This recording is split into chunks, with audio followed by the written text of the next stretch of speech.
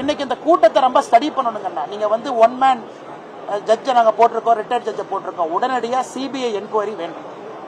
இன்னைக்கு முதலமைச்சர் அவர்கள் தமிழ்நாட்டுக்குள்ள சிபிஐ வரக்கூடாதுன்னு ப்ராசிக்யூஷன் சாங்ஷனை வித்ட்ரா பண்றாரு. ஆனா இதற்கு முன்பு இன்னொரு இடத்திற்கு சிபிஐ கொடுக்கிறார் அஜித் குமார் கேஸ்ல. அதனால தாமாக முன் வந்து சிபிஐ என்கொயரி கேட்கணும். அந்த கூட்டத்தில் யாராவது ட்ரிகர் பண்ணாங்களா? அந்த கூட்டத்தில் விஷக்கிருமிகள் யாராவது இந்த கிரௌட ட்ரிகர் பண்ணாங்களா? ஆம்புலன்ஸ் எப்ப வந்துச்சு? லாட்டி சார்ஜ் காவல்துறை எதற்காக பண்ணாங்க? கரண்ட் எதுக்காக போச்சு? இந்த எல்லா விஷயத்தையும் சிபிஐ நுணுக்கமாக கண்காணிச்சு யாராவது உள்ள இருந்து விஷமத்தனமாக ஏதாவது செஞ்சிருந்தா, நீங்க கேட்ட கேள்வி டிவிகே மதுரை ஹைகோர்ட்டுக்கு போயிருக்காங்க. உண்மையா பொய்யா, நியாயமா நியாயமில்லை தெரியாதுங்கண்ணா, போட்டு பார்க்கட்டும். ஆனா என்னை பொறுத்தவரை எந்த சந்தேகத்திற்கும் இடம் கொடுக்காம சிபிஐ போன்ற ஒரு அமைப்பு யாராவது ஏன்னா செருப்பு வீசுறாங்க. ஒரு கூட்டத்தில் ஒரு தலைவனை பார்க்க வரவங்க செருப்பு வீச மாட்டாங்கல்ல, வெளியால் தானே செருப்பு வீசுவோம். செருப்பு எப்படி வீசுறாங்க? ஏன் கரண்ட் கட்டாச்சு? இதையெல்லாம் கூட சிபிஐ பண்ணி ஒரு என்கொயரி பண்ணி முதலும் கடைசியுமாக தமிழ்நாட்டில் வேற எங்கேயும் இது நடக்காம இருக்கு. கடைசியாக எங்களுடைய குற்றச்சாட்டு திரு விஜய் அவர்கள் மீது. ஒரு நடிகர் கரூருக்கு, பெரம்பலூருக்கு, திருவாரூருக்குலாம் வர்றீங்கன்னா கூட்டம் பார்க்க வருவாங்கண்ணா. இதெல்லாம் கிராமத்து பகுதிகள், மக்கள் வருவாங்க. ஒரு சினிமா ஸ்டாரை பார்க்க கிராமத்திலிருந்து மக்கள் வரத்தான் செய்வாங்க. அதுவும் நீங்க மொத்த கரூர் மாவட்டத்துக்கே சேர்த்து ஒரே ஒரு பாயிண்ட். மற்ற அரசியல் கட்சிகள் என்ன பண்றாங்க? சட்டமன்றத்துக்கு ஒரு பாயிண்ட் வைக்கிறாங்க, ஒரு மாவட்டத்துக்கு 5 பாயிண்ட் வைக்கிறாங்க. ஒரே பாயிண்ட் வச்சா 20,000-30,000 பேர் வராம என்ன பண்ணுவாங்க? அதுவும் வீக்கெண்ட்ல வைக்கிறீங்க, சனிக்கிழமை வைக்கிறீங்க.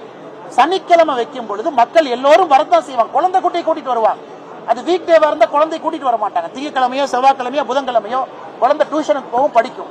நீங்க வீக்கெண்ட்ல சனிக்கிழமை வச்சா குழந்தை எடுத்துட்டு தான் மக்கள் வர செய்வாங்க. ஏன்னா ஒரு தூண்டுதல். சரி பாப்போமே, ஒரு கூட்டத்தை குழந்தை காட்டுவோமே, ஒரு தலைவனை காட்டுவோமே, சினிமா ஸ்டாரை காட்டுவோம். அதனால் விஜய் அவர்களை போன்றவர்கள் இதெல்லாம் யோசிக்கணும், இதெல்லாம் யோசிச்சு வைக்கணும். அவர் யாருமே, எந்த ஒரு தலைவரும் என்னுடைய கூட்டத்தில் யாராச்சும் இறக்கணும்னு யாரும் வரமாட்டாங்க. விஜய்க்கும் அது போன்ற மனப்பான்மை கிடையாது. பாவம், அவரும் மக்களை பார்க்கணும் ஆசையோட தான் வந்திருக்கணும், மக்களும் அவரை பார்க்கணும் ஆசையோட வந்திருக்கணும். அப்படி இருக்கும் பொழுது ஒரு தலைவனுடைய கடமை, நாம போறனால யாருக்காச்சும் உபத்திரம் ஆகுதா? நம்ம கிட்ட அந்த அளவுக்கு லீடர்ஷிப் டீம் இருக்காங்களா? இப்ப பாரதிய ஜனதா கட்சியோ வேற ஒரு கட்சி எடுத்துக்கிட்டீங்கன்னா ஒரு லீடர்ஷிப் டீம் இருப்பாங்க, செகண்ட் லெவல் லீடர்ஸ் இருப்பாங்க. இன்னைக்கு தமிழக வெற்றி கழகத்தை பொறுத்தவரை இப்பதான் தலைவர்கள் வர்றாங்க, செகண்ட் லெவல் லீடர்ஷிப் டெவலப் ஆகுது. அப்படி இருக்கும் பொழுது யாரை கண்ட்ரோல் பண்ணுவாங்க, யாரை போய் தடுத்து நிறுத்துவாங்க, இதையெல்லாம் விஜய் அவர்கள் உணரணும். ஆனால் இப்ப இருந்து அவர் போகக்கூடிய எல்லா கூட்டத்தையும் மாற்றணும். இந்த வீக்கெண்ட் கான்செப்டை வெளியே வாங்க. ஏற்கனவே நம்ம சொன்னோம், இல்ல மக்களுக்கு உபத்திரம் கொடுக்க கூடாதுங்கிறதுக்காக வீக்கெண்ட்ல போறேன். என்ன நாயங்கன்னா? வீக்கெண்ட்ல போனதான் கூட்டம் வரும், வீக்கெண்ட்ல போனதான் குழந்தைங்க வருவாங்க, வீக்கெண்ட்ல போனதான் பெண்கள் வருவாங்க. எதற்காக இத்தனை குழந்தைகள், 10க்கும் மேற்பட்ட குழந்தைகள் எதற்காக இறந்திருக்கிறாங்க? வீக்கெண்ட்ல கூட்டம் வச்சனாலதான். அதனால நான் விஜய் அவர்கள் மீது நேரடியாக குற்றச்சாட்டு சொல்லிங்கன்னா இதெல்லாம் உட்கார்ந்து ஆராய்ந்து வீக்கெண்ட்ல ஒரு போன்ற ஒரு மாநாடு தேவையா, ஒரு மாவட்டத்திற்கு ஒரு பாயிண்ட் மட்டும் தேவையான ஆலோசிக்கும். ஏன்னா 2ஆம் கட்ட தலைவர்கள் உருவாகும் வரை இந்த பிரச்சனை ஒரு கட்சிக்கு வரத்தான் செய்யும். அதனால் நிச்சயமாக விஜய் அவர்கள் இதை பரிசீலித்து நடவடிக்கை எடுப்பார்கள் என்கிற நம்பிக்கை இருக்கு. அதே நேரத்தில் நாம எல்லா ஒரு விஷயத்தை புரிஞ்சுக்கணும். விஜய் மேல குற்றம் சாட்டுறோம், விஜய் தான் அக்யூஸ் நம்பர் 1, அந்த கருத்தை நான் ஏத்துக்க மாட்டேங்க.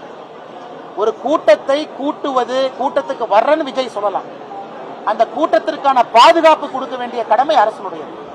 அந்த கூட்டத்திற்கு பர்மிஷன் கொடுக்க வேண்டியது அரசுடையது. உங்களுக்கு இல்லையா, இல்லைன்னு சொல்லிட்டு போங்க. அவங்க கோர்ட்ல போய் வேற பர்மிஷன் வாங்கட்டும், வேற இடத்துல வாங்கட்டும், வேற இடத்த கொடுங்க. அதனால் விஜய் அவர்களை பொறுத்தவரை இந்த கூட்டத்துக்கு நான் கூட்டுனேன், நான் வந்தேன், அவருக்கு எல்லா உரிமையும் இருக்கு. அவரை பார்ப்பதற்கு மக்களுக்கு உரிமை இருக்கு. 1000 பேர் வரலாம், 10,000 பேர் வரலாம், 10 லட்சம் பேர் வரலாம், அவங்களுக்கு உரிமை இருக்கு. இந்த இடைப்பட்ட தரகர் யாருன்னா அரசு. அரசு இங்கை பொறுத்தவரை தரகர வேலையை செய்யணும். விஜய் அவர்களுக்கு அனுமதி கொடுக்கணும், வர்ற மக்களுக்கும் பாதுகாக்கணும். அந்த வேலையை அரசு செய்யல.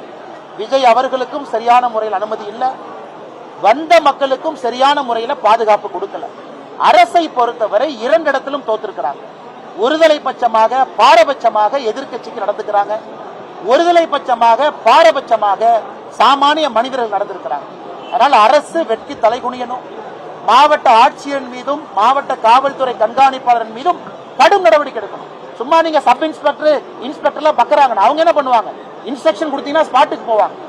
எஸ்பி 10,000 பேர் 20,000 பேர் வர்றாங்கன்னா ஸ்பாட்ல எஸ்பி டிஐஜி இருக்கணும்லங்கன்னா அவங்க வந்து நிக்கணும்ல, அவங்க இருக்கணும்ல. ஓ எதிர்கட்சி கூட்டம், நம்ம ஸ்பாட்டுக்கு போனா நம்மளை சஸ்பெண்ட் பண்ணிடுவாங்க. எதிர்கட்சி ஆளுங்கட்சி இல்லைன்னா மக்கள் கூடுற எண்ணிக்கை தானே முக்கியம். அதனால் விஜய் அவர்களை பொறுத்தவரை இன்னைக்கு அவர் பெரும் வருத்தத்தில் இருப்பாரு. அதனால் எல்லோரும் சேர்ந்து அவரை யாரும் கார்னர் பண்ண வேண்டாம். இதிலிருந்து மீண்டு வரணும். தலைவன் இதை தாண்டி தான் வரணும். எல்லா மக்களுக்கும் ஆறுதலாக விஜய் நிற்க ஆரம்பித்திருக்கின்றார்கள், நிற்பார்கள், நம்பிக்கை இருக்கு. மூன்றாவது, தன்னுடைய பயணத்தினுடைய வடிவமைப்பை மாற்றணும். இந்த வீக்கெண்டு சனிக்கிழமை குழந்தைங்க வர்றதை அவாய்ட் பண்ணணும். அதே போல கடைசியா பெற்றோர்களுக்கு, அண்ணா நாம் ஒரு வளர்ந்த மாநிலங்கண்ணா, இது நேரடியாக நான் உங்கள்கிட்ட சொல்றேங்கண்ணா, நானும் வயிறறிஞ்சு சொல்றேன், நாம் ஒரு வளர்ந்த மாநிலம். இந்தியாவில் நம்பர் 2வது இடத்துல இருக்கிற மகாராஷ்டிராக்கு அப்புறம் படித்தவர்கள் அதிகமாக இருக்கக்கூடிய மாநிலம். நம்ம நடவடிக்கை அப்படியாங்கண்ணா இருக்கு. விஜய் கார்ல போகும்போது பைக்ல 100 பேர் போறாங்க, தொத்த பாக்குறாங்க. என்னன்னா அது உங்க அப்பா அம்மாக்கு ஒரு குழந்தை நீங்க தான். இறந்து போன 40 பேர்த்துக்கு அவங்க எல்லாம் வீட்டுல தங்கம் தான். எல்லாரும் கணவன், மனைவி, குழந்தை, தாத்தா, பாட்டி எல்லோரும் யாரோ ஒருத்தர் இழந்திருக்கிறாங்க. அதனால எதற்காக இப்படி ஒரு மேல தொங்குறது, கோயில் மேல நிக்கிறது, மசூதி மேல நிக்கிறது, சர்ச் மேல நிக்கிறது, டிரான்ஸ்பார்மர் மேல நிக்கிறது, எதுக்கு அப்படி? உங்களுடைய தலைவனை பார்க்கணுமா, ஆனந்தமா பாருங்க, டிவியில பாருங்க, பாதுகாப்பா பாருங்க, கை தட்டுங்க, ரசிங்க, எல்லாம் பண்ணுங்க. உங்களுக்கு அங்கே பாதுகாப்பு இல்லைன்னு தெரிஞ்சதுக்கு அப்புறம் ஏன் போய் அடையிறீங்க? இன்னைக்கு ஒரு ஸ்கொயர் மீட்டரை பொறுத்த வரைக்கும் 2 பேர் தாங்க நிக்கலாம். 2 பேர் என்னதான் பாதுகாப்பு ஒரு ஸ்கொயர் மீட்டர். இப்ப 100 ஸ்கொயர் மீட்டர்னா 1076 ஸ்கொயர் ஃபீட். எத்தனை பேர் நிக்கிறாங்க? ஒரு ஸ்கொயர் மீட்டருக்குள்ள 5 பேர் நின்னா நடக்காம என்ன ஆகும்? அதனால் யாரின் மீது குறை சொன்னாலும், அரசு, எஸ்பி, டிசி, விஜய், அவங்க இவங்கன்னு யாரு மேல சொன்னாலும், கூட்டத்துக்கு வருகின்ற ஒருத்தரும் யோசிக்கணும். உங்க குடும்பத்துக்கு நீங்க மட்டும்தான். உங்களை இழந்துட்டா அவங்களுக்கு அது லைஃப் டைம் போச்சு. ஆனால் நீங்க தயவு செஞ்சு யார வேணாலும் போய் பாருங்க, டிவியில பாக்குறவங்கள பாருங்க, யூடியூப்ல பாக்குறவங்கள பாருங்க, தூரத்துல இருந்து பாருங்க. அங்க போனதுக்கு அப்புறம் பாதுகாப்பு இல்லைன்னு தெரிஞ்சதுக்கு அப்புறம் ஏன் உள்ள போறீங்க? எதுக்காக பைக்ல துரத்துறீங்க? என்ன நீங்க கீழே விழுந்தா யாருக்கு பிரச்சனை? மற்றவங்களுக்கு 10 லட்சத்துல ஒருத்தர் நீங்க, ஆனா உங்க அப்பாக்கு நீங்க மட்டும்தான், அம்மாக்கு நீங்க மட்டும்தான். அதனால அந்த இளைஞர்கள், பெண்கள், குழந்தைகளுக்கு நான் ரொம்ப மன கஷ்டத்துல சொல்றேன், தயவு செஞ்சு இது போன்ற ஒரு சூழ்நிலையை ஏற்படுத்தாதீங்க. கூட்டமா இருக்கிற இடத்துக்கு போகாதீங்க. அரசியல் கட்சி, பாரதிய ஜனதா கட்சி, நாங்களும் மாநாடு போடுறோம். பாதுகாப்பா இருக்கு, விஸ்தாரமா இருக்கு, அங்க போய் நிக்கலானா வாங்க, இல்லாட்டி வராதீங்க. டிவியில பாருங்க, தொலைபேசியில கேளுங்க, நியூஸ் பேப்பரை படிங்க. எங்களுடைய அன்பான வேண்டுகோள், இது முதலும் கடைசியுமா தமிழ்நாட்டில் இதான் இருக்கணும். இதுக்கு மேல ஒரு அரசியல் மாநாட்டில் ஒருத்தர் இறந்தாங்கன்னா நம்ம எல்லாரும் சேர்ந்து தலை குனிஞ்சு நிக்கணும். தூத்துக்குடி